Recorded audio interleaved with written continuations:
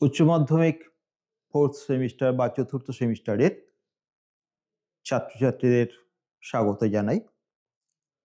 তোমাদের এই অংশের যে সিলেবাস, সেখানে আমরা দেখছি ইউনিট 1-এ পাশ্চাত্য যুক্তিবিজ্ঞান, এরই মধ্যে সাংকেতিক বা প্রতীকী যুক্তিবিজ্ঞানের যে অংশ, সেখানে 6টা নম্বর নির্দিষ্ট করে দেওয়া আছে। এখানে আমরা 2 নম্বরের 3টি প্রশ্ন বা 3 নম্বরের 2টি প্রশ্ন আমরা তৈরি করব। অর্থাৎ বিষয়টা কিন্তু ভীষণভাবেই সংক্ষিপ্ত, আমরা সেভাবেই কিন্তু এটাকে তৈরি করার চেষ্টা করব।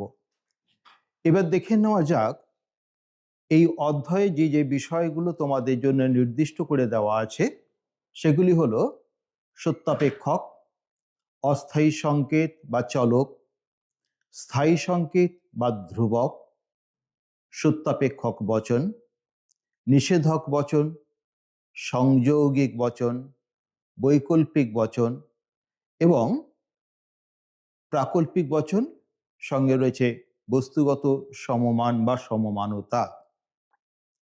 এই অংশগুলো পড়ার আগে আমরা কতগুলো জিনিস আগে থাকতেই তৈরি করে নেব, যেগুলো আমরা এর আগেই শিখেছি।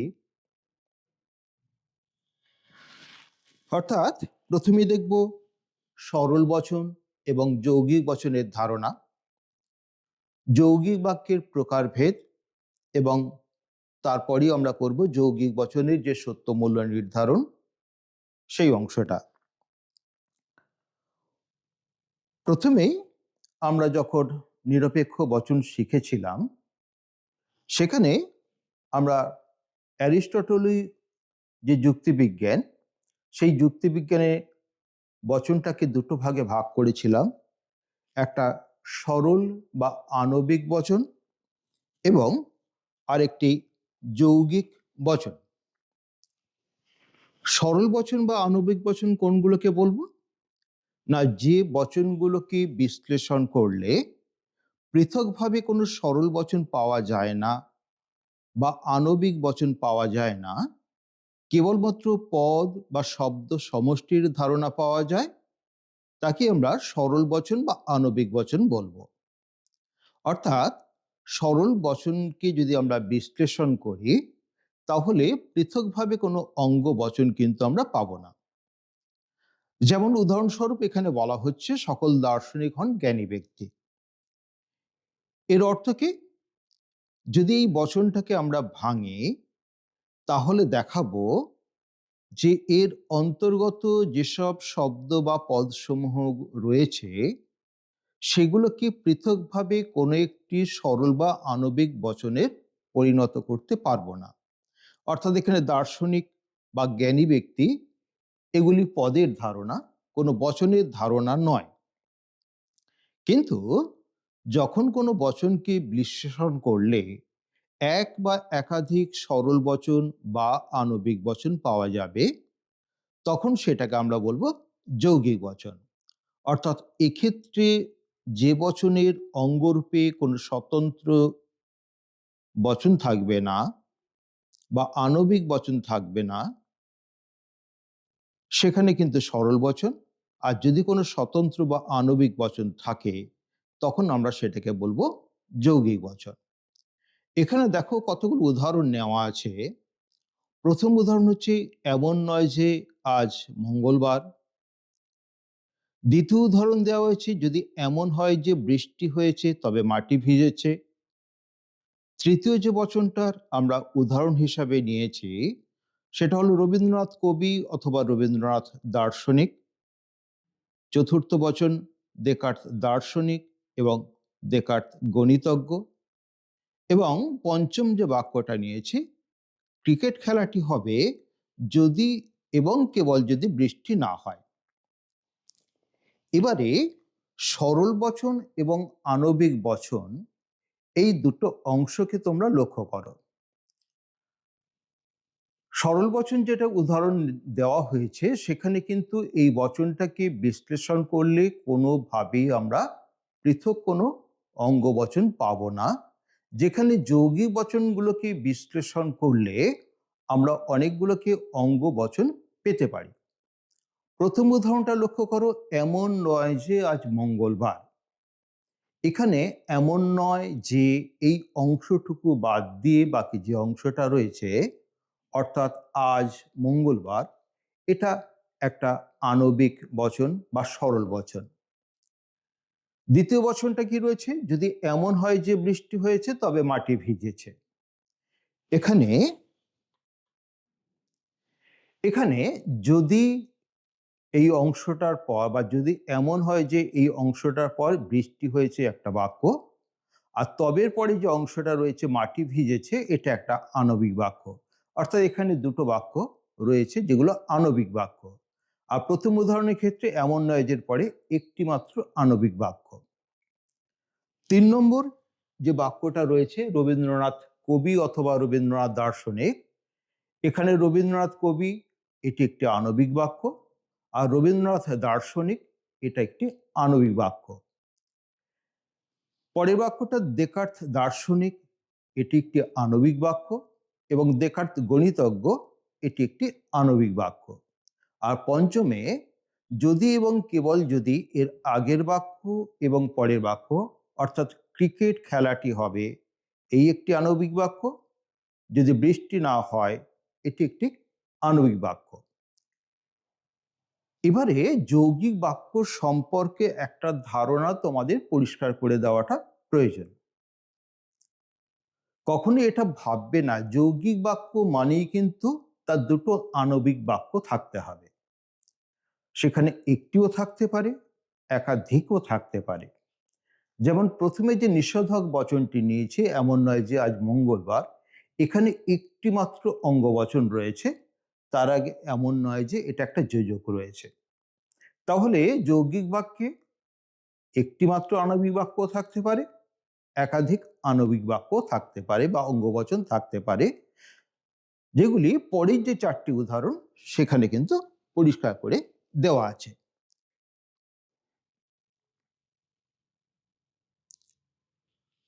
এবার আমরা প্রতীকী যুক্তিবিজ্ঞান বা সাংকেতিক যুক্তিবিজ্ঞান এই অধ্যায়ের মধ্যে আমরা ঢুকে যাব। বলা যেতে পারে অ্যারিস্টটলীয় যুক্তিবিজ্ঞানের যে যৌগিক বাক্যের ব্যাখ্যার তারই পরিণত রূপ হলো সাংকেতিক বা প্রতীকী যুক্তিবিজ্ঞান, যেখানে গ্রাহক প্রতীকের ব্যবহারটা কিন্তু অনেক বেশি ব্যাপক। তোমরা এর আগে নিরপেক্ষ বচন যেখানে করেছো, সেখানে মূলত পদগুলোর পরিবর্তে এস, পি, এম বা এই ধরনের যোজক ব্যবহার করেছো, কতগুলো সংকেত ব্যবহার করেছো। কিন্তু আমরা যখন যৌগিক বাক্যের প্রয়োগ দেখাবো, বিশেষ করে প্রতীকী যুক্তিবিজ্ঞানে যা কিছু আলোচনা মূলত এই যৌগিক বাক্যগুলোকে কেন্দ্র করেই, সেখানে কিন্তু আমাদের প্রতীকের ব্যবহারটা কিন্তু খুব গুরুত্বপূর্ণ। এই আধুনিক বা নব্য যে যুক্তিবিজ্ঞান, সেই নব্য যুক্তিবিজ্ঞানে এই প্রতীক বা সংকেতের ব্যবহারটা খুবই গুরুত্বপূর্ণ। এই অংশগুলো যারা এগিয়ে নিয়ে গেছেন যেসব যুক্তিবিজ্ঞানী, তারা বেশিরভাগই কিন্তু গণিতজ্ঞ। যেমন এখানে আমরা উদাহরণ হিসেবে রেখেছি George Boole, Russell, Whitehead, Quine, Morgan প্রমুখ। এই ধারণাগুলো কেন এলো? বলা হচ্ছে যৌগিক বাক্যের যখন আমরা সত্যমূল্য নির্ধারণ করতে যাব, তখন এক একটি যৌগিক বাক্যের আকার এত বেশি বড়, যেগুলোকে সংকেতের সাহায্যে ছোট করার প্রয়োজন আছে, যাতে সহজেই সেগুলোকে ধরতে পারা যায়। অনেক সময় অনেক দ্ব্যর্থক বাক্য থাকে যার অর্থ নির্ধারণ করা কঠিন হয়। সেখানে আমরা কিন্তু এই প্রতীকী বা প্রতীকের ব্যবহারটা খুব বেশি করে করার চেষ্টা করব। এই প্রতীকী যুক্তিবিজ্ঞানে যখন প্রতীক বা সংকেত ব্যবহার করব, সেই প্রতীক বা সংকেতকে প্রথমে আমরা দুটো ভাগে ভাগ করে নেব। কি কি? প্রথম হচ্ছে অস্থায়ী সংকেত বা গ্রাহক বা চলক, ভেরিয়েবল, এবং দ্বিতীয় যেটি স্থায়ী সংকেত বা ধ্রুবক, কনস্ট্যান্ট। এই দুটোর পরিচয় কিন্তু আমরা নেব। এখান থেকেই তোমাদের কিন্তু এই যে আলোচনা শুরু বা এই অধ্যায়ের আলোচনা শুরু করা আছে। প্রথমে দেখব গ্রাহক বা চলক কি। না, কোনো যৌগিক বচনের অঙ্গ বচনের পরিবর্তে বা কোনো সরল বচনের পদসমূহের পরিবর্তে যে অস্থায়ী সংকেত ব্যবহার করা হয় সেই সব সংকেত সমূহকে গ্রাহক বা চলক বলে। এবারে লক্ষ্য করো, অঙ্গ বচনের পরিবর্তে বা পদ সমূহের পরিবর্তে যে অস্থায়ী সংকেত ব্যবহার করা হয়। অস্থায়ী সংকেত মানে কি? এই সংকেতগুলো আমরা বারংবার পরিবর্তন করতে পারি। এগুলো কোনো নির্দিষ্ট করে বলে দেওয়া থাকবে না তুমি এটাকেই ব্যবহার করতে পারবে, এর পরিবর্তে অন্য কিছু ব্যবহার করতে পারবে না। এই বচনসমূহের গ্রাহক প্রতীক হিসাবে আমরা ইংরাজি বর্ণমালার ছোট হরফ বা স্মল লেটার, যেগুলো পি, কিউ, আর, এস ইত্যাদি আমরা কিন্তু ব্যবহার করে থাকি। তাহলে আমরা কি বলছি? এক, অঙ্গ বচনের পরিবর্তে ব্যবহার করতে পারি, আর পদসমূহের পরিবর্তে ব্যবহার করতে পারি। তাহলে আমরা গ্রাহক বা চলককে দুটো শ্রেণীতে ভাগ করতে পারি, একটা বচন গ্রাহক আর হচ্ছে পদগ্রাহক। বচন গ্রাহক কোনটাকে বলবো? না, কোনো যৌগিক বচনের অঙ্গ বচনের পরিবর্তে যে অস্থায়ী সংকেত ব্যবহার করা হয় সেই সংকেত সমূহকে আমরা বলবো বচন গ্রাহক প্রতীক। এই বচন সমূহের গ্রাহক প্রতীক হিসেবে আমরা আগেই বললাম ইংরেজি বর্ণমালার ছোট হরফগুলোকে ব্যবহার করব। পি, কিউ, আর, এস বা এম, এন, ও, পি যা খুশি তোমরা ব্যবহার করতে পারো। এটা কিন্তু প্রত্যেকটাই ইংরাজি বর্ণমালার ছোট হরফ আমরা ব্যবহার করব, কখনো কিন্তু বড় হরফ বা ক্যাপিটাল লেটার কিন্তু ব্যবহার করব না। এরপর আসছি আমরা পদগ্রাহক।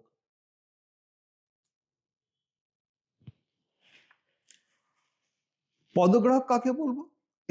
এরপরে আসছি আমরা পদগ্রাহক। পদগ্রাহক কি? না, যখন আণবিক বচনে বা নিরপেক্ষ বচনে যেগুলো পদ করেছ তোমরা, উদ্দেশ্য পদ বা বিধেয় পদ বা হেতুপদ বা মধ্যপদ বা কক্ষপদ, এই সব পদসমূহের পরিবর্তে আমরা যখন ব্যবহার করব তখন কিন্তু ইংরেজি বর্ণমালার বড় হরফ কিন্তু ব্যবহার করব, অর্থাৎ capital M, capital P, Q, R, S ইত্যাদি। তাহলে এবার চলকের পরিবর্তে আমরা চলে আসছি দ্বিতীয় যে অংশ, স্থায়ী সংকেত বা যোজক বা ধ্রুবক। এগুলো কি? না, কোনো যৌগিক বচনের অঙ্গ বচনগুলিকে যুক্ত করার জন্যে যেসব অপরিবর্তনীয় শব্দ বা শব্দ সমষ্টি ব্যবহার করা হয় সেই সব শব্দ বা শব্দ সমষ্টিকে আমরা বলবো যোজক। যোজক শব্দ সাধারণত হচ্ছে যুক্ত করা। কি যুক্ত করব? একাধিক বচনগুলোকে বা যৌগিক বচনের আণবিক বচন সমূহকে। এই স্থায়ী সংকেত সমূহ স্থান, কাল, পাত্র বা সময় ভেদে কিন্তু সব সময় একই রকম থাকবে, অপরিবর্তনীয় থাকবে। এগুলো কিন্তু সময় ভেদে, কাল ভেদে, স্থান ভেদে পরিবর্তন হবে না। অর্থাৎ যখন কোনো একটি যৌগিক বচনের প্রতীক হিসাবে আমরা স্থায়ী সংকেত বা যোজক বা ধ্রুবক ব্যবহার করব, তার রূপ কিন্তু সবসময় একই থাকবে, আলাদা থাকবে না। উদাহরণ হিসেবে নিচে কতগুলো সংকেত আমরা ব্যবহার করেছি, যার প্রথমটা হচ্ছে নেগেশন, দ্বিতীয়টা হচ্ছে ভেল, তৃতীয়টা হচ্ছে ডট, চতুর্থটা হচ্ছে ইমপ্লাই এবং পঞ্চম যেটা ট্রিপল বার। প্রথম যে নেগেশন যে সাইনটা, সেটা নঙর্থক বচন বা নিষেধক বচনের প্রতীক। দ্বিতীয় যে ভেল চিহ্নটা আমরা নেব সেটাকে আমরা বলছি বৈকল্পিক বচনের প্রতীক। তৃতীয়টা যে ডট যে চিহ্নটা রয়েছে এটা সংযৌগিক বচনের প্রতীক। চতুর্থ যে ইমপ্লাই বা হটস হু, এটা আমরা বলবো প্রাকল্পিক বচনের প্রতীক।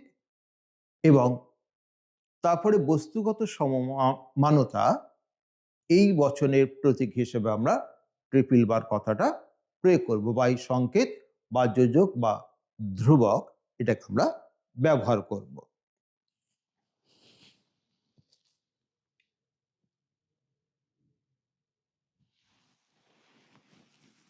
এবার আমরা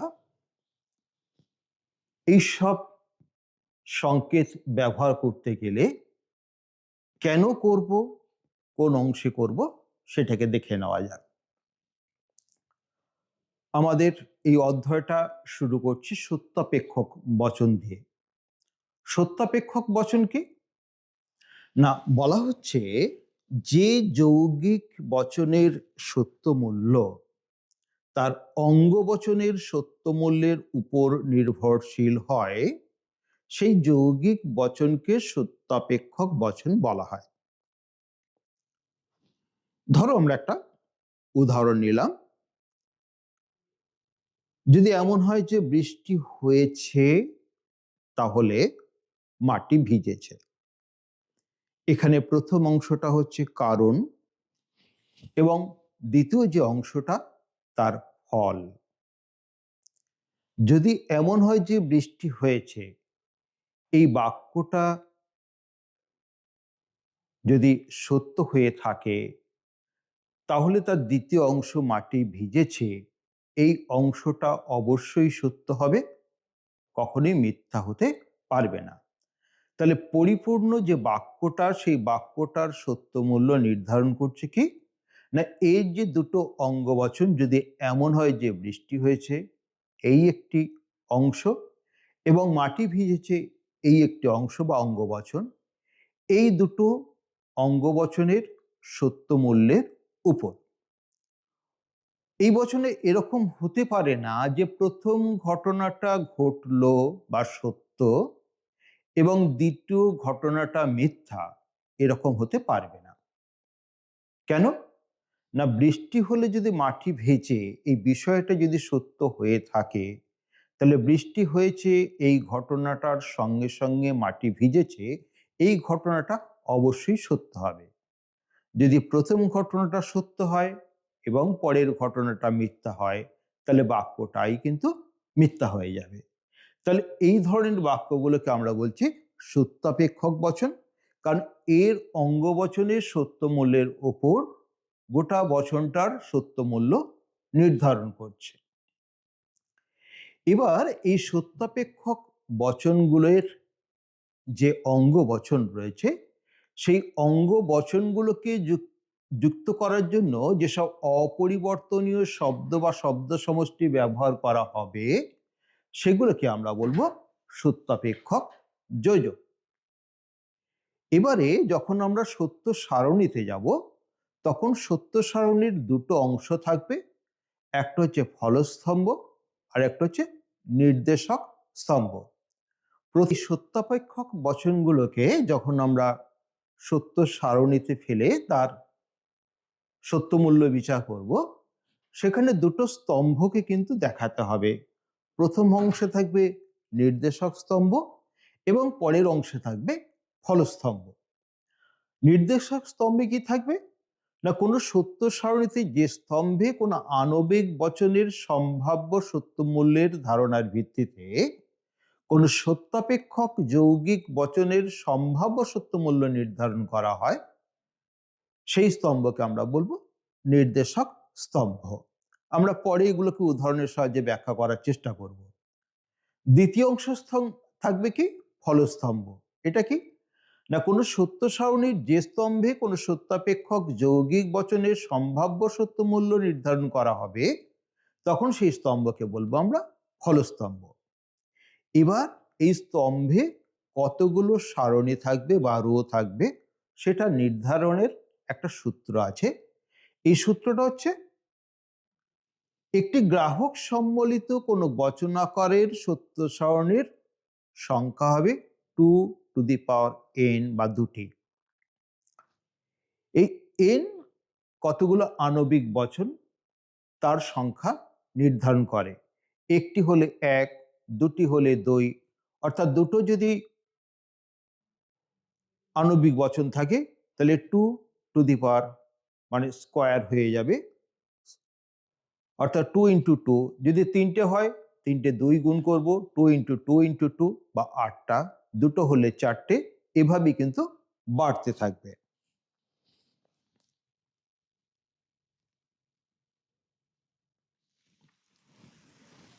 এবার আমরা দেখে নিই যে 5টি বচনের উদাহরণ আমরা আগে দিয়েছিলাম, তার প্রথমটা ছিল নিষেধক বাক্য।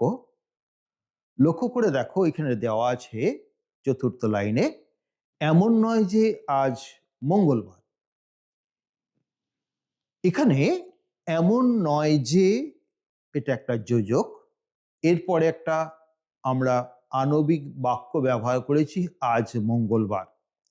আজ মঙ্গলবার এই বচনটাকে আমরা অস্বীকার করছি এমন নয় যে এই যোজক দিয়ে।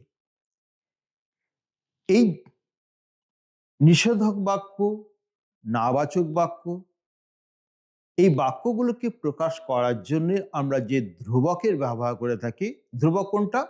স্থায়ী সংকেত, আমরা আগেই বলেছি, সেটা হচ্ছে নেগেশন বা কার্ল চিহ্নটা। এই নিষেধক বাক্য কিন্তু সবসময় মূল বচনের সত্যতার বিরুদ্ধ বচনকে প্রকাশ করবে। তাহলে আজ মঙ্গলবার যদি এই বাক্যটা সত্য হয়, তার নিষেধক বাক্যটা কি হবে? এমন নয় যে আজ মঙ্গলবার। আর আজ মঙ্গলবার নয়, এটাকে যদি নিষেধ করি, তাহলে এমন নয় যে আজ মঙ্গলবার, এটা ঠিক তার বিপরীত কথাটা বলা হবে। অর্থাৎ মূল বাক্যটা যদি সত্য হয়, নিষেধক বাক্যের রূপ হবে মিথ্যা, আর মূল বাক্যটি যদি মিথ্যা হয়, তাহলে নিষেধক বাক্যটি হবে সত্য। এবার দেখো, একটা প্রতিকায়িত করে দেওয়া আছে, এমন নয় যে রাম যাবে। এখানে আণবিক বচনসমূহকে প্রকাশ করার জন্য আমরা বলেছি ইংরেজি বর্ণমালার যে ছোট হরফ বা স্মল লেটারকে ব্যবহার করব, আর প্রত্যেকটার একটা ধ্রুবক চিহ্ন দেওয়া রয়েছে, যেগুলো অপরিবর্তনীয়, আমরা আগেই বলেছি কার্ল চিহ্ন, সেটাকে ব্যবহার করব। এবার লক্ষ্য করো, এখানে রাম যাবে এই বাক্যটা বা আণবিক বচনের পরিবর্তে বা প্রতিকায়িত রূপ হিসেবে আমরা আর বর্ণমালাটাকে নিয়েছি। আর এমন নয় যে এই অংশটার প্রতীক হিসেবে আমরা কার্ল চিহ্নটাকে ব্যবহার করেছি। সেক্ষেত্রে প্রতিকায়িত রূপ হবে কার্ল আর বা নেগেশন আর। এবার আমরা সত্য মূল্য যখন আণবিক বচনের প্রকাশ করব, যেহেতু একটি মাত্র আণবিক বচন, সেটা হয় সত্য হবে নতুবা মিথ্যা হবে। তাহলে একবার আমরা সত্য ধরব, নিচে একবার মিথ্যা ধরব। যদি আণবিক বচনটি সত্য হয়, তাহলে তার নিষেধক রূপ হবে কি? ঠিক তার বিরুদ্ধ, অর্থাৎ মিথ্যা। আর আণবিক বচনটা যদি মিথ্যা হয়, তার নিষেধক বচনটা হবে সত্য। এবার সত্য সারণীর সাহায্যে কার্ল বা নিষেধক যে বাক্য, তার বাক্যের সংজ্ঞা দিতে হবে। কিভাবে দেব? একইভাবে আমরা দেখিয়ে দিলাম, যদি পি এটা একটা নিষেধক বাক্য হয়, তার নিষেধক রূপ হবে নেগেশন পি। তার সত্য মূল্য যদি সত্য হয়, নিষেধক বাক্যের সত্য মূল্য হচ্ছে মিথ্যা। আর বাক্যটা যদি মিথ্যা হয়, তার নিষেধক বাক্যটা সত্য। অর্থাৎ নিষেধক বাক্য সবসময় তার বিরুদ্ধ বচনটা প্রকাশ পাবে বা বিরুদ্ধ রূপটা প্রকাশ পাবে। মূল বাক্যটা যদি মিথ্যা হয়, তাহলে তার বিরুদ্ধ বচন বা নিষেধক বাক্যটা হবে সত্য। আর মূল বাক্যটি যদি সত্য হয়, তার নিষেধক বচনটি হবে মিথ্যা। এবার আমরা দ্বিতীয় অংশে চলে যাই, প্রাকল্পিক বচন।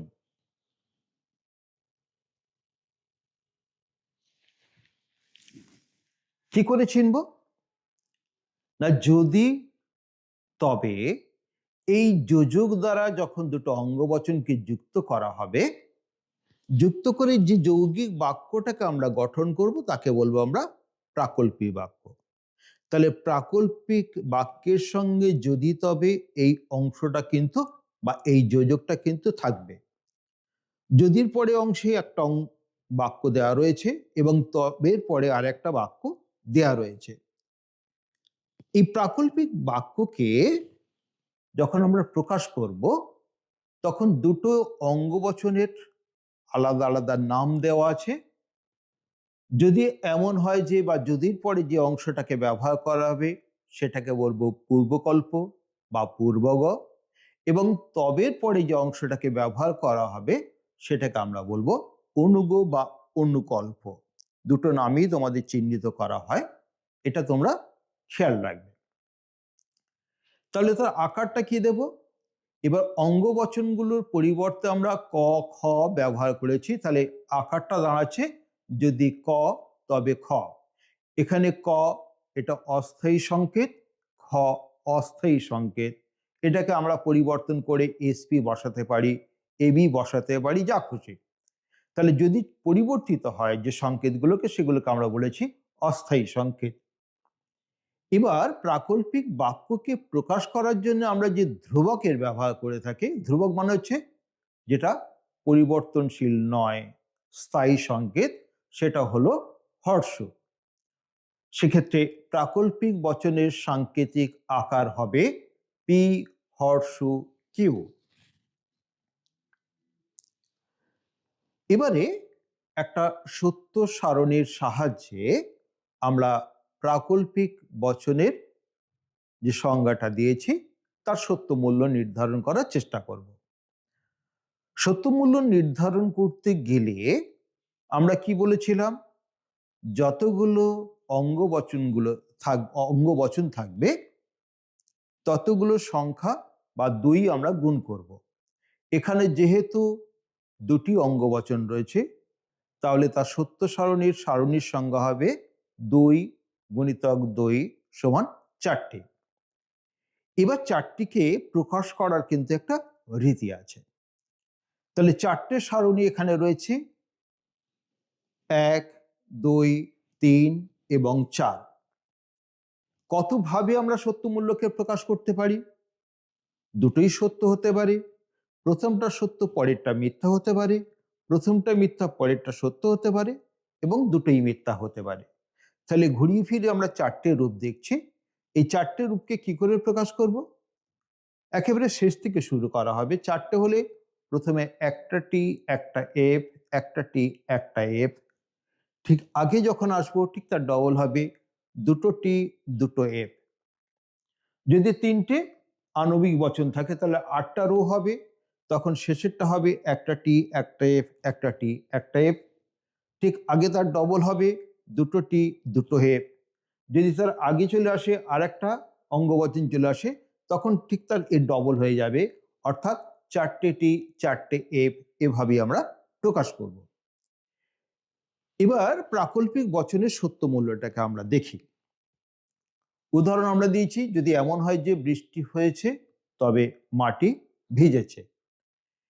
এই প্রাকল্পিক বাক্যটাকে আমরা এবার দেখে নিই। বৃষ্টি হয়েছে এটা সত্য, মাটি ভিজেছে এটা সত্য। তাহলে যদি দুটো ঘটনাই একই সঙ্গে সত্য হয় তাহলে বাক্যটা নিশ্চিতভাবেই সত্য হবে। বৃষ্টি হয়েছে এটা সত্য, মাটি ভেজেনি, এটা কিন্তু বলা যাবে না। কেন বলা যাবে না? কারণ মাটি ভেজার একটা অন্যতম শর্ত হচ্ছে বৃষ্টি হওয়া। বৃষ্টি যদি হয়ে থাকে মাটি ভিজতে কিন্তু বাধ্য, এর অন্যতা হবে না। যদি অন্যতা হয় তাহলে বাক্যটা কিন্তু মিথ্যা হয়ে যাবে। অর্থাৎ পূর্বগ যদি সত্য হয়, অনুগ যদি মিথ্যা হয়, তাহলে কিন্তু প্রাকল্পিক বাক্যটাই কিন্তু মিথ্যা হয়ে যাবে। বৃষ্টি হয়নি কিন্তু মাটি ভিজেছে। আমরা ভেবে দেখি এরকম ঘটনা ঘটতে পারে কিনা। হ্যাঁ, ঘটতেই পারে। কারণ বৃষ্টি যদি নাও হয়, বিভিন্ন কারণে কিন্তু মাটি ভিজতে পারে। তাহলে মাটি ভেজাটা কিন্তু যদি এই বৃষ্টি না হওয়ার উপর কিন্তু ডিপেন্ড করছে না। তাহলে মাটি ভেজাটা অন্য কারণে যেহেতু ঘটতে পারে, তাহলে আমরা এই সম্ভাব্য ঘটনাটাকে আমরা সত্য বলে মেনে নিতে পারি। বৃষ্টিও হয়নি, মাটিও ভেজেনি, দুটি ঘটনাটাই মিথ্যা বা মিথ্যা, তাহলে সেখানে কিন্তু যৌগিক বাক্যটাকে আমরা সত্য বলতে পারবো। হ্যাঁ, হতেই পারে বৃষ্টিও হয়নি, মাটিও ভেজেনি, ঠিকই বাক্যটা এখানে সত্য হতে কিন্তু কোনো বাধা নেই। তাহলে আমরা কি দেখব, যে একটা প্রাকল্পিক বচন মিথ্যা হবে, খুব ভালো করে খেয়াল করো, একটা প্রাকল্পিক বাক্য মিথ্যা হবে যদি এর পূর্বগো সত্য হয় এবং অনুগো মিথ্যা হয়। দ্বিতীয় যে সারণী, সেই সারণীটা তোমরা লক্ষ্য করো। পূর্বগো সত্য, অনুগো মিথ্যা, এটা কখনোই হতে পারবে না। এটা হলেই বাক্যটা মিথ্যা হবে। তাহলে দুটো নিয়ম, একটা প্রাকল্পিক বাক্য মিথ্যা হবে যদি এর পূর্বগো সত্য হয় এবং অনুগো মিথ্যা হয়। বাকি সব ক্ষেত্রেই কিন্তু প্রাকল্পিক বাক্য সত্য। তাহলে একটা প্রাকল্পিক বাক্য মিথ্যা হবে, আবার বলছি, যদি এর পূর্বগো সত্য হয় এবং অনুগো মিথ্যা হয়। বাকি সব ক্ষেত্রেই প্রাকল্পিক বাক্যের সত্য মূল্য সত্য সারণীর সাহায্যে আমরা দেখাবো সত্য হতে পারে। পরের অংশ,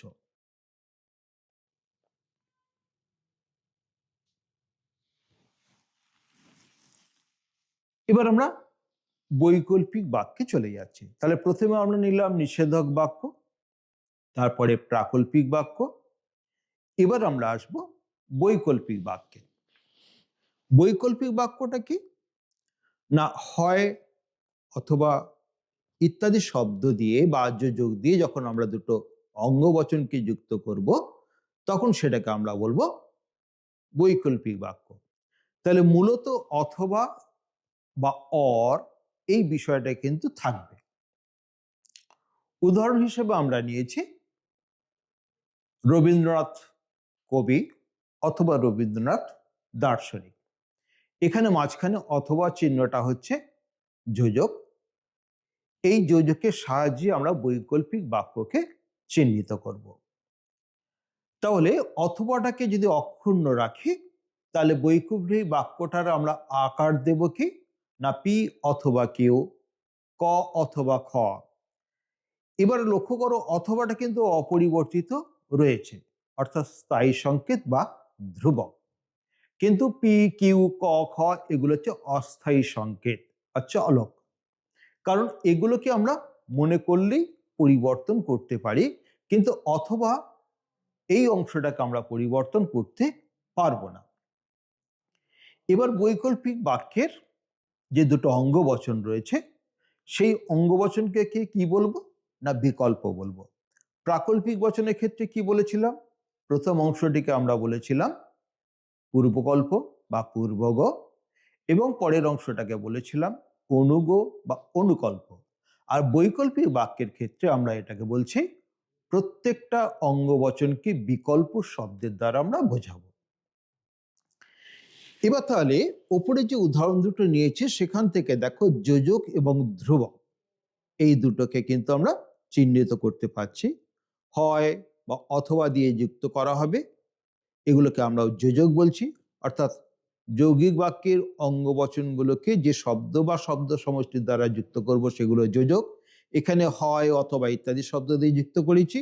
আর ধ্রুবক বা সংকেতটা কি, সেটা হচ্ছে ভেল, ইংরেজি ছোট হাতের ভি, এটাকে আমরা ভেল কথাটাকে ব্যবহার করব বা ভেল নামে আমরা চিহ্নিত করব একটা বৈকল্পিক বচনের ধ্রুবককে বোঝানোর জন্য। এবারে দেখো, প্রাকল্পিক বাক্যে আমরা দুটো অঙ্গবাক্য নিয়েছিলাম, তার একটাকে বলেছিলাম পূর্বকল্প, আর একটাকে বলেছিলাম অনুকল্প। আর বৈকল্পিক বাক্যে কিন্তু প্রত্যেকটাকে বিকল্প বলেছি। কেন বলছি না, সংখ্যাগত দিক থেকে একটা বৈকল্পিক বচনকে কিন্তু যখন আমরা বিশ্লেষণ করব, ন্যূনতম দুটো বিকল্প থাকতে হবে। এখন এর বেশি থাকতে পারে কি, আমরা বলবো বিকল্পের সংখ্যা কিন্তু অসংখ্য হতে পারে। প্রত্যেকটা বৈকল্পিক বচন তৈরি করতে গেলে যতগুলো অঙ্গবচন থাকবে, প্রত্যেকটা অঙ্গবচনের সঙ্গে আমরা অথবা দিয়ে যুক্ত করতে পারবো। এক্ষেত্রে অঙ্গবচনের সংখ্যা কিন্তু অসংখ্য হতে পারে, সীমাহীন। ন্যূনতম কটা, অবশ্যই দুটো। কারণ দুটো অঙ্গবচন ছাড়া একটা বৈকল্পিক বাক্যকে আমরা প্রকাশ করতে পারবো না। এবার বৈকল্পিক বচনের আমরা যদি সত্য মূল্য নির্ধারণ করি কি পাবো দেখা যাক। রবীন্দ্রনাথ কবি অথবা রবীন্দ্রনাথ দার্শনিক, এখানে দুটো বিকল্প। দুটো বিকল্প কি একসাথে সত্য হতে পারে? হ্যাঁ, হতে পারে। তাহলে প্রথম বিকল্পটা সত্য, পরের বিকল্পটা সত্য হতে পারে। প্রথম বিকল্পটা সত্য, পরেরটা মিথ্যা হতে পারে। প্রথমটা মিথ্যা, পরেরটা সত্য হতে পারে। কিন্তু দুটোই মিথ্যা এই হতে পারবে না, কারণ দুটো বিকল্পকে যখন আমরা মিথ্যা বলবো তখন বৈকল্পিক বাক্যটাই কিন্তু মিথ্যা হয়ে যাবে। অর্থাৎ বৈকল্পিক বাক্যের মূল কথা হচ্ছে অন্তত একটা বিকল্প সত্য হতেই হবে, আর একটা বিকল্প সত্য হলেই সমগ্র বৈকল্পিক বাক্যটা কিন্তু সত্য হয়ে যাবে। অর্থাৎ যখন কোনো বৈকল্পিক বাক্যের কোনো একটি বিকল্প সত্য হয় তখন সমগ্র বৈকল্পিক বাক্যটা কিন্তু সত্য হবে। তাহলে মিথ্যা হবে কখন? না, একটা বৈকল্পিক বাক্য মিথ্যা হবে যদি এর প্রতিটি অঙ্গবাক্য বা বিকল্প মিথ্যা হয়। আমরা আগেই বললাম যে অন্তত একটা সত্য হলেই সত্য, সবগুলো মিথ্যা এটা হতে পারবে না, তাহলে বৈকল্পিক বাক্যটাই কিন্তু মিথ্যা হয়ে যাবে। অর্থাৎ প্রতিটি অঙ্গবাক্যই যদি মিথ্যা হয় বা প্রতিটি বিকল্পই যদি মিথ্যা হয় তখন একটি বৈকল্পিক বাক্য মিথ্যা হয়ে যাবে। এর পরের যে অংশটা রয়েছে সেটা কিন্তু চতুর্থ ভাগ যেটা রয়েছে সেখানে সত্য সারণী, সেখানে তোমরা পড়বে যে একটা বৈকল্পিক বচনকে যদি নিষেধ করা হয় বা অস্বীকার করা হয় তাহলে সেটা কি ধরনের বচন হবে? না, একটা বৈকল্পিক বচনের নিষেধক বচনটি হবে সংযোগিক বচন। এটা ছোট প্রশ্ন থাকে সাধারণত, সেই জন্য এখানে দিয়ে দেওয়া হলো, এটা পরে তোমরা আবার পড়বে। এবার সত্য সারণীর সাহায্যে ভেল যে ধ্রুবক বা বৈকল্পিক বচনের আমরা সংজ্ঞাটাকে দেখে নেব।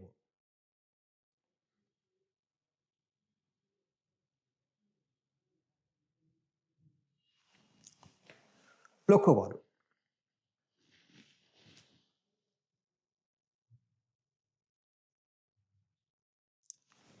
কি বলা হয়েছে? আমরা প্রাকল্পিক বচনের ক্ষেত্রে যা দেখেছি এখানেও তাই দেখব। ন্যূনতম দুটো বিকল্প আমরা ধরে নিয়েছি পি এবং কিউ, তাহলে সারণী হবে তার চারটে। দুটো একই সঙ্গে সত্য হতে পারে, প্রথমটা সত্য পরেরটা মিথ্যা হতে পারে, প্রথমটা মিথ্যা পরেরটা সত্য হতে পারে, এবং দুটো একের সঙ্গে মিথ্যা হতে পারে। এবার আমরা বৈকল্পিক বচনের সত্য মূল্য বা ফলস্তম্ভতে আমরা দেখব যে কি বলা হচ্ছে।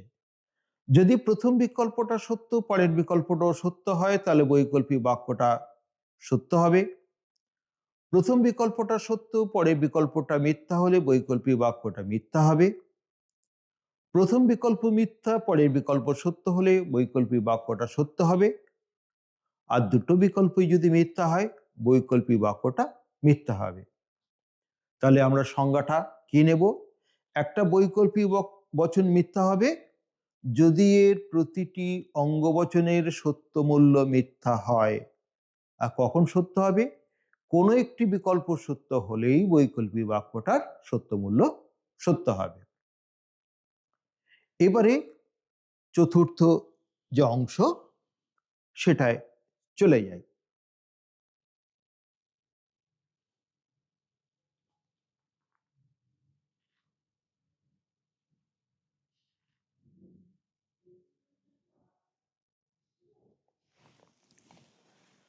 আমরা একটু চতুর্থ যে বাক্যটা রয়েছে সংযোগিক বাক্য, তাহলে প্রথমে পড়লাম আমরা নিষেধক বাক্য, তারপরে প্রাকল্পিক বাক্য, তারপরে বৈকল্পিক বাক্য, এবং এখানে আমরা দেখব সংযোগিক বাক্য। সংযোগী বাক্য কিভাবে চিনব? না, এবং মাঝখানে এবং ও এই জাতীয় শব্দ বা অ্যান্ড এই শব্দ দিয়ে যখন দুটো অঙ্গবচনকে যুক্ত করা হবে তখন সেটাকে আমরা বলবো সংযোগিক বচন। কি বলা হচ্ছে? এবং এই যোজক দ্বারা দুটি অঙ্গবাক্যকে যুক্ত করে যে যৌগিক বাক্য গঠন করা হয় তাকে আমরা বলবো সংযৌগিক বাক্য। উদাহরণ হিসাবে এখানে দেখানো হচ্ছে দেকার্ত দার্শনিক এবং দেকার্ত গণিতজ্ঞ, দুটোই। এই এবং শব্দটার একটা বিশেষ তাৎপর্য আছে, পরে আমরা দেখব। অথবার সঙ্গে একেবারে বিপরীত ধর্মী। সংযৌগিক বচনকে কি আকারে প্রকাশ করব? মাঝখানে যোজক হিসেবে থাকছে এবং বা ও বা অ্যান্ড, আর দুদিকে অঙ্গ বচনের পরিবর্তে আমরা ক বা খ, পি অ্যান্ড কিউ এগুলোকে ব্যবহার করেছি। এবারে ইংরেজিতে যখনই ব্যবহার করব আমরা বলেছি অঙ্গ বচনগুলোর পরিবর্তে আমরা স্মল লেটার ব্যবহার করব, পি অ্যান্ড কিউ বা যা খুশি, কিন্তু ক্যাপিটাল লেটার ব্যবহার করব না, সেগুলো পদের ক্ষেত্রে ব্যবহার করা যায়। সংযৌগিক বচনের অঙ্গবাক্যগুলিকে কি বলে? আমরা বলবো সংযৌগিক বচনের অঙ্গবাক্যগুলিকে বলা হবে সংযোগী। তাহলে আবার একটুখানি প্রথম থেকে দেখে নেই। প্রাকল্পিক বচনের দুটো অঙ্গবচনকে বলেছিলাম পূর্বগ এবং অনুগ বা পূর্বকল্প এবং অনুকল্প। বৈকল্পিক বাক্যের ক্ষেত্রে আমরা বলেছিলাম প্রত্যেকটিকে আমরা বিকল্প বলবো বা প্রত্যেকটা অঙ্গবাক্যকে বিকল্প শব্দের দ্বারা বোঝাবো। সংযৌগিক বচনের যে অঙ্গবাক্যগুলো সেগুলোকে আমরা বলবো সংযোগী। এবার যোজক এবং ধ্রুবক দুটোর ধারণা আমরা আগেই নিয়েছি। সংযৌগিক বচন যে যোজক বা যে বাক্য, যে শব্দ অঙ্গবাক্যগুলোকে যুক্ত করে, মাঝখানে এবং এই শব্দটাকে ব্যবহার করেছি। আর ধ্রুবকটা হচ্ছে ডট, ডট কথাটা আমরা এখানে ব্যবহার করব।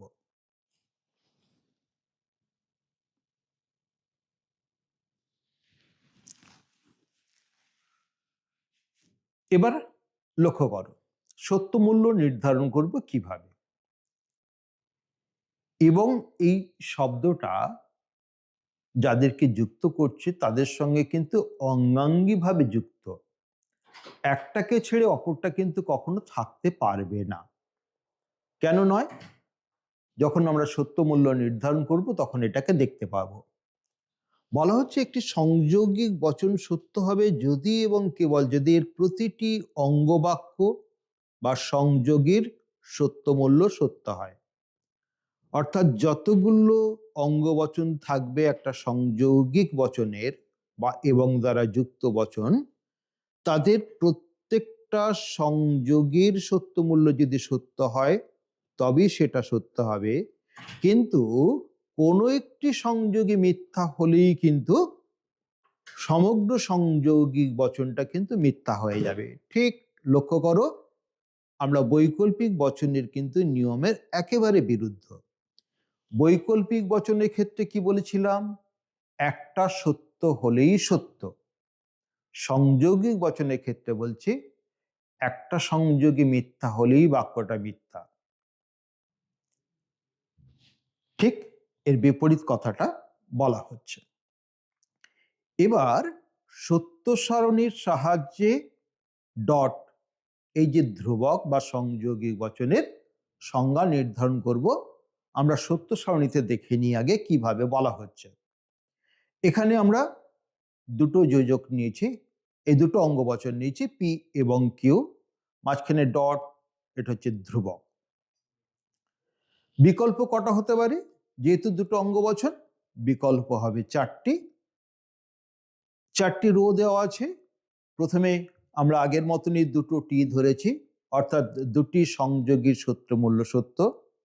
পরেরটা ক্ষেত্রে প্রথমটি সত্য, পরেরটি মিথ্যা।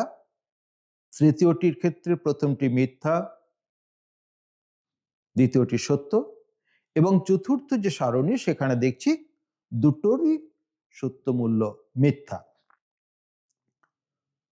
তাহলে সংযোগিক বচনের সত্য মূল্য নির্ধারণের ক্ষেত্রে আমরা আগেই বলেছি যে সবকটি সত্য যদি না হয় তাহলে সেটা কিন্তু মিথ্যা হয়ে যাবে। অর্থাৎ কোনো একটি সংযোগীর সত্য মূল্য মিথ্যা হলেই সমগ্র সংযৌগিক বচনটির সত্য মূল্য মিথ্যা হবে। দেখে নেওয়া যাক। প্রথম ক্ষেত্রে কি বলা হচ্ছে? প্রথম যে সংযোগী তার সত্য মূল্য সত্য এবং দ্বিতীয় যে সংযোগী তার সত্য মূল্য কিন্তু সত্য। অর্থাৎ এক্ষেত্রে আমরা দেখাচ্ছি প্রতিটি সংযোগের সত্য মূল্য সত্য, তাই সংযোগিক বচনটির যে ফলস্তম্ভ দেওয়া আছে তার সত্য মূল্য সত্য দেখানো আছে। দ্বিতীয়, আবার কি বলেছি, একটা সংযোগীর সত্য মূল্য যদি মিথ্যা হয়, সমগ্র সংযোগিক বচনের সত্য মূল্য কিন্তু মিথ্যা হয়ে যাবে। অর্থাৎ নির্দেশক স্তম্ভে যদি দেখা যায় কোনো একটা অংশে মিথ্যা রয়েছে, তাহলে সেটাই মিথ্যা হয়ে যাবে। পরের তিনটি ক্ষেত্রে কিন্তু আমরা লক্ষ্য করব। দেখো, দ্বিতীয় ক্ষেত্রে দ্বিতীয় যে অঙ্গবচন তার সারণী সত্য মূল্য হচ্ছে মিথ্যা। তৃতীয় ক্ষেত্রে এবং চতুর্থ ক্ষেত্রে দেখা যাচ্ছে প্রথম ক্ষেত্রে মিথ্যা। আমরা বলেছি সংযৌগিক বচনের কোনো একটির সত্য মূল্য যদি মিথ্যা হয় তাহলেই কিন্তু। এবারে আমরা এই অধ্যায়ের সর্বশেষ যে বচন দ্বিপ্রাকল্পিক বচন, তার আকারটাকে আমরা দেখে নেব। কিভাবে চিনব? না, যদি দুটো অঙ্গ বচনকে যদি এবং কেবল যদি এই অংশ দ্বারা বা যোজক দ্বারা যুক্ত করি তাহলে সেটাকে আমরা বলবো দ্বিপ্রাকল্পিক বচন। উদাহরণ দেওয়া হচ্ছে, ক্রিকেট খেলাটি হবে যদি এবং কেবল যদি বৃষ্টি না হয়। এক্ষেত্রে দেখো দুটো অঙ্গবচনকে যুক্ত করা হয়েছে, মাঝখানে যোজক হিসাবে রয়েছে যদি এবং কেবল যদি। তাহলে এটা হলো মূল যোজক। আকারটা কি হবে? আমরা দুটো অঙ্গবচনকে যদি দুটো পাশে রাখি, পি এবং কিউ, মাঝখানে যোজক হিসেবে রেখেছি যদি এবং কেবল যদি এই যোজকটিকে। এবার যদি সাংকেতিক আকারে আমরা প্রকাশ করি, আমরা দ্বিপ্রাকল্পিক বচনটাকে প্রকাশ করার জন্য যে ধ্রুবকটাকে নেব তার নাম দিয়েছি ট্রিপল বার। তাহলে এখানে আমরা পড়বো এভাবে পি ট্রিপল বার কিউ। তাহলে আরেকবার যোজক এবং ধ্রুবক এটাকে চিহ্নিত করে নিই, ছোট প্রশ্নের জন্য খুব আবশ্যিক। দ্বিপ্রাকল্পিক বচনের যে যোজক, সেই যোজকটি হলো যদি এবং কেবল যদি, আর ধ্রুবকটিকে বলা হবে ট্রিপল বার। এখন একটা দ্বিপ্রাকল্পিক বচনকে কখন সত্য বলবো কখন মিথ্যা বলবো? দ্বিপ্রাকল্পিক বচনের যে অঙ্গ বচনগুলো সেগুলো সমমান, একই কথা কিন্তু প্রকাশ করবে। অর্থাৎ দুটি ভাবনা যদি একই সঙ্গে মিলে যায় তাহলেই সেটা সত্য হবে, আর যদি পরস্পর বিরুদ্ধ হয় তাহলে সেটা মিথ্যা হবে। অর্থাৎ এখানে যে অঙ্গ বচনগুলো রয়েছে একই সঙ্গে সত্য হলে সত্য হবে, মিথ্যা হলেও সত্য হবে, বাকি সব ক্ষেত্রেই মিথ্যা। নিচে সত্য সারণীর সাহায্যে আমরা একবার দেখে নিই।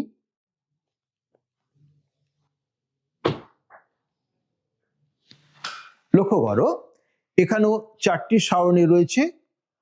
একইভাবে আমরা দুটো অঙ্গ বচন নিয়েছি, তাহলে সারণীর সংখ্যা হচ্ছে চারটি। কি বললাম? যদি দুটো অঙ্গ বচন একই সঙ্গে সত্য হয় বা একই সঙ্গে মিথ্যা হয় তাহলে তার সত্য মূল্য সত্য হবে, আর একই সঙ্গে সত্য মিথ্যা যদি না হয় তাহলে তার সত্য মূল্য হয়ে যাবে মিথ্যা। প্রথম ক্ষেত্রে দেখো, বা প্রথম সারণীতে পি এবং কিউ দুটোই সত্য, ফলস্তম্ভে আমরা তার সত্য মূল্য দেখিয়েছি সত্য।